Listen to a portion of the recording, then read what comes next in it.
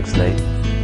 Hello, I'm Brad Mall. You might recognize me as Dr. Tony Jones from the soap opera General Hospital. In 2004, I stopped acting for a few days and played the real-life role of a patient and had laser vision correction. Just like you, I was tired of waking up every morning to a blurry world and hassling with contact lenses that constantly caused me problems under the bright lights in the studio. Well, those days are over for me. I'm now totally free of what I considered was a real handicap. Laser vision correction has completely changed my life, and chances are, if you have the procedure, you'll enjoy the same excellent results that I experienced. By now, you're probably far enough along in the process to know that you're a pretty good candidate for the procedure. Hopefully, you've done your research and talked to other people who have had it done themselves. And I bet you're probably starting to get excited about the prospect of life without dependence on glasses or contact lenses. But what I would like to do for the next few minutes is make sure your expectations are realistic. I'll review some of the information you may already know about the procedure. Then I'll cover some of the more common risks and complications that have been associated with it. After all, laser vision correction is surgery, and no matter how routinely it's performed, there's always the potential for side effects and complications. Although the percentage of complications is relatively low, should you experience one, your results might be affected even to the extent of making your vision worse or your occupation difficult to perform. Ultimately, only you can make the decision to have laser vision correction, and that decision needs to be based on your knowledge of both the risk as well as the benefits of the procedure. So, the goal of this program is to supply you with information to help you make a better informed decision before you give your consent for surgery. During the next few minutes, you might want to take notes.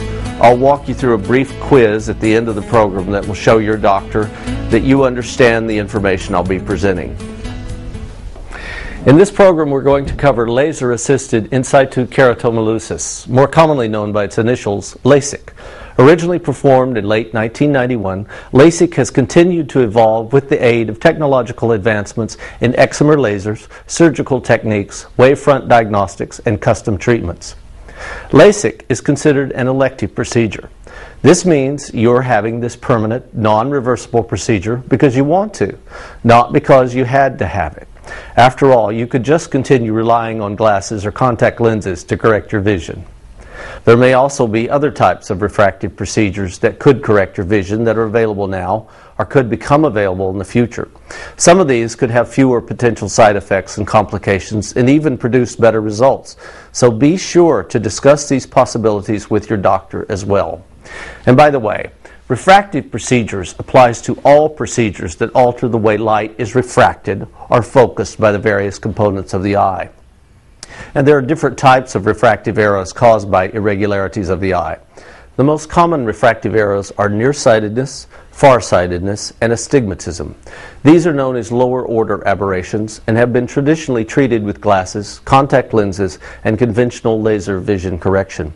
But most of us also have refractive errors called higher-order aberrations, with names you probably are not familiar with, such as coma, trefoil, and spherical aberration. These can now be addressed with custom wavefront guided procedures and can affect the overall quality of vision one experiences. To better understand how the laser corrects refractive errors, it helps to understand how the eye works. In order for an image to focus clearly on the retina, the cornea must be of the proper curvature.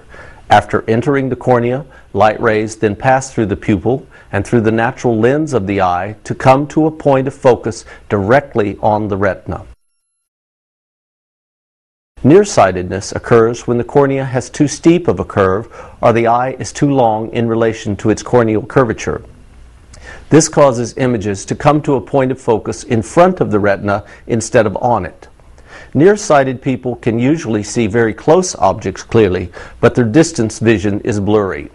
If the cornea is shaped like a football, more curved in one direction than the other, they have regular astigmatism. Astigmatism causes light rays to bend in such a way as to create no single point of focus, resulting in blurry and often distorted vision. Farsightedness occurs when the cornea is too flat or the eye is too short. This causes light to come to a focus at a hypothetical point somewhere behind the retina. People who are farsighted can experience blurry distance and also blurry near vision. But when a farsighted person is young, their distance vision is usually better than their near vision. This is because the lens inside their eye is able to change its shape, helping to bring their vision into focus. We call this ability accommodation.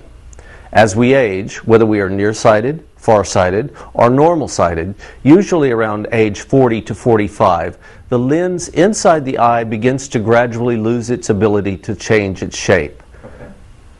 This causes us to pick up reading glasses to read small print, or we begin wearing bifocals or even trifocals to see well at all distances. This naturally occurring condition is called presbyopia. But if a nearsighted person beyond the age of 40 or 45 were to take off their glasses or contact lenses, their distance vision would be blurry, but they can generally see better up close than they could with their glasses or contacts on. So, when a nearsighted person in the 40 to 45 age range has both of their eyes corrected for clear distance vision with glasses, contact lenses, or in this situation, laser vision correction, they may find themselves needing reading glasses to see clearly up close. If you are approaching or over the age of 40, you may want to discuss having monovision or blended vision with your doctor. This is where one eye is corrected for near vision and the other eye is corrected for distance. Your procedure will be done during a brief outpatient visit. You'll need to arrive about an hour before your scheduled procedure. You'll be given eye drops and possibly a mild sedative. You will remain awake and should be quite comfortable during the procedure through the use of very effective anesthetic eye drops. Your eyelids will be held open to prevent you from blinking. Next, a protective flap will be made in the cornea with an instrument known as a microkeratome. You will feel a little pressure, but no pain during this procedure. You will be asked to look at a fixating light as the laser reshapes your cornea, often within a minute or so. Lasik uses ultraviolet light from an excimer laser to remove tiny amounts of tissue from the cornea with accuracy up to 0.25 microns with each pulse. If treating nearsightedness, tissue is removed from the center of the cornea, moving the point of focus from in front of the retina to on the retina. If treating farsightedness, tissue is removed from the outer margins of the cornea, moving the point of focus from behind the retina to on the retina. If treating regular astigmatism, tissue is removed from the steeper areas of the cornea, creating only one point of focus on the retina. If you have astigmatism along with nearsightedness or farsightedness, the laser will treat both problems at the same time. The protective flap is then folded back in place where it bonds without the need for stitches. After the procedure, you'll be given instructions about any special medicines or treatments that will help the healing process, and you may be given an eye shield to wear home. Because it's possible to dislodge the corneal flap in the early post-operative period, it's important that you do not rub, push, or squeeze your eye. You may be instructed to wear the eye shield to bed for a while. Also, when you're involved in activities where your eye could be accidentally hit, you should wear some type of protective eyewear. After the procedure, you will need to have someone drive you home. It's best to sleep as much as you can during the first 24 hours. Most people resume their normal activities in a day or two. For the first 24 to 48 hours, you may feel some scratchiness in your eye. This will cause some tearing and minor discomfort, but this will rapidly improve. Discomfort can often be taken care of with over-the-counter pain relievers and lubricating eye drops. If you experience pain that cannot be relieved by medication, you should call your doctor. How well a patient sees immediately after surgery varies quite a bit from one person to another. Some patients see improvement in their vision immediately after the procedure. For others, vision may be blurry and fluctuate for several days to several weeks or occasionally longer, especially if they are being treated for farsightedness. Both eyes are often treated on the same day. However, should you have just one eye treated at a time, you may experience an imbalance between your eyes. This could impair your ability to work and drive unless temporary glasses or contacts are used to minimize the refractive error between the two eyes. The goal with LASIK is to improve your functional vision by reducing or eliminating your dependence on corrective lenses. However, it does not always create 20/20 vision, and your doctor will not guarantee this result. In fact, not all eyes are even capable of seeing 20/20 or better, even if you are considered an ideal candidate for either conventional or custom treatment.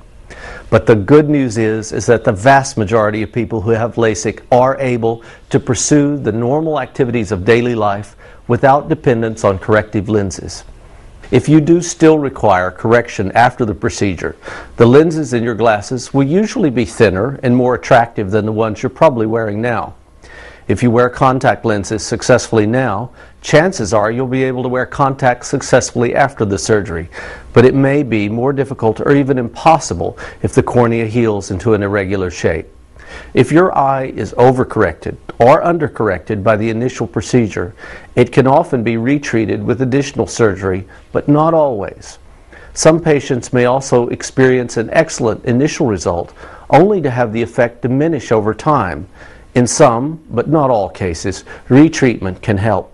Vision, even in normal eyes, tends to diminish over time due to the natural aging process. It is extremely important that you keep all follow-up appointments to monitor your progress and take all medicines as directed. Your results depend on following your doctor's instructions.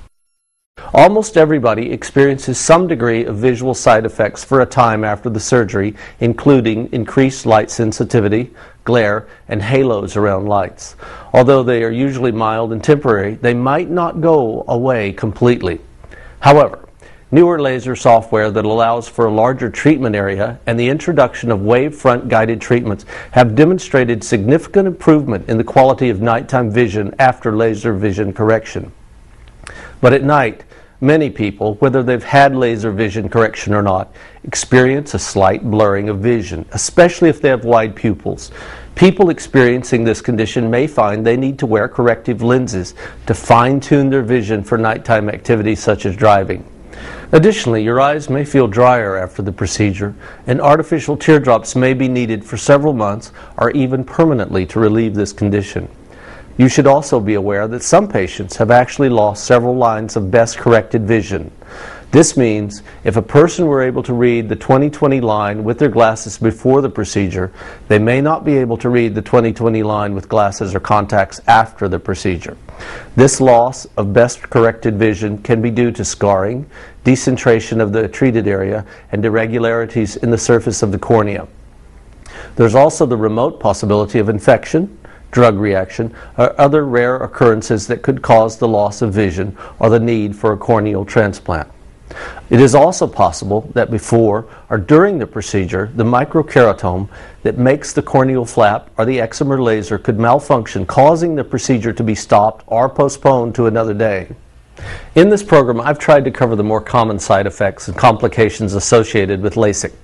Please understand that it would be impossible to cover all known and unknown risks that have occurred in the past or could occur in the future in a program such as this. However, LASIK has been performed since 1991 and has shown good long-term stability.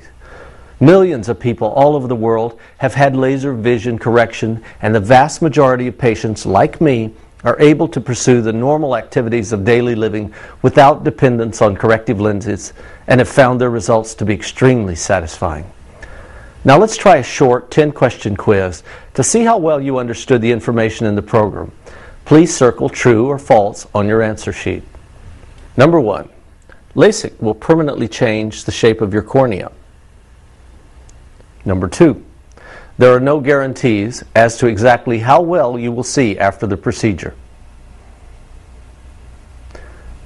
Number 3, you may experience side effects such as haze, glare, halos, light sensitivity, and dryness of the eyes that may not go away completely. Number 4, all eyes are capable of seeing 20/20 or better. Number 5, after the surgery, follow-up visits are not important. Number 6, there is the possibility that another operation may be necessary after the initial procedure to obtain the best level of vision correction. Number 7, it is possible that you might still need to wear contacts or glasses, or that LASIK could cause loss of vision. Number 8, You may experience mild to moderate discomfort for several days after the procedure. Number 9. Lasik will eliminate your need for reading glasses when you're over 40 years of age or presbyopic. Number 10. The program that I watched covered all risks, side effects, and complications that could possibly occur